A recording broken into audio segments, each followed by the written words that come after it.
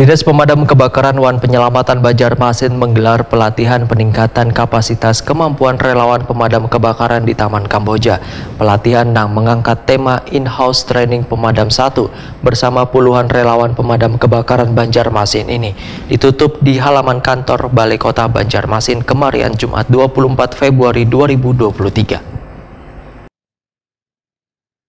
Dinas Pemadam Kebakaran Wan Penyelamatan Banjarmasin menggelar pelatihan peningkatan kapasitas kemampuan relawan pemadam kebakaran di Taman Kamboja, Jalan Anang Adanasi, Banjarmasin Tengah. Pelatihan yang mengangkat tema In-House Training Pemadam pertama bersama puluhan relawan pemadam kebakaran Banjarmasin ini ditutup di halaman kantor Balai Kota Banjarmasin, Jalan R.E. Martadinata, Banjarmasin Tengah kemarin Jumat 24 Februari 2023. Sekretaris DPKP Banjarmasin Muholis Rida Wahitakuni Prima TV memandahkan pelatihan ketangkasan pemadam kebakaran ini dilakukan sejak 20 Februari 2023 dengan mendatangkan pelatih bersertifikat dari Ciracas, Jakarta Pusat. Dalam penutupan ini diperagakan sistem pemadaman Fire Ground 4A atau metode pemasaman api sesuai protap. Pelatihan yang berlangsung selama sepekan ini, ujar Muholis Rida, diikuti sebanyak 36 peserta, baik dari pemadam kebakaran Swakarsa maupun DPKP Banjarmasin.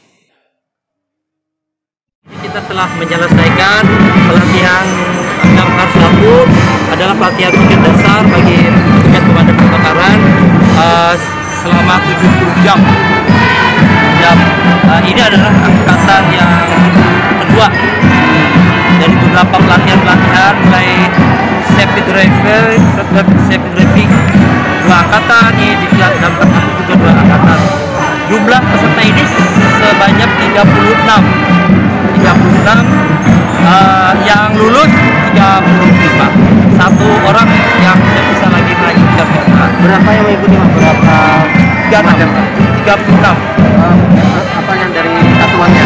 Oh, semua dari petugas Damkar Banjarmasin dan relawan Damkar juga ada. Sekitar berapa juga? 5 orang.